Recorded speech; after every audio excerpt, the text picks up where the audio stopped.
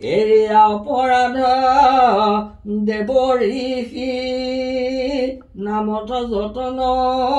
কৰা হৰিষি ৰাম নামেহে কৰিবে পৰম সিদ্ধি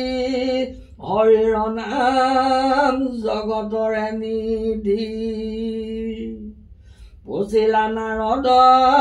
ঋষি দুনাই যাৰ বিজ্ঞান বৈৰাগ্য নাই সদায় মজি আছে বিষয়তে এৰাবে নামৰ দ্ৰোহ কিমতে আপুনি সদায় একেৰা বিষয়খনতে ৰতি পিটি আছে নামলৈ বা নামলৈ যাবলৈ আপুনি মন নকৰে আৰু নামৰ দোষ আপুনি কেনেকৈ আঁতৰাব নোৱাৰিব এই ৰামখনত কুমাৰে দিলে উত্তৰা নামৰ দ্ৰোহী যিটো পাপী নৰা এই সততে ফুৰে হৰি নাম গাই তেবেহে নামৰ দ্ৰোহ এৰাই স্বৰূপ শুনা ঋষি উদাসীন ও যিজন নাম অপৰাধহীন নামৰ অপৰাধ নথকাজনৰ কথা ক'ব হৰিৰ তেবে একে নামে তৰে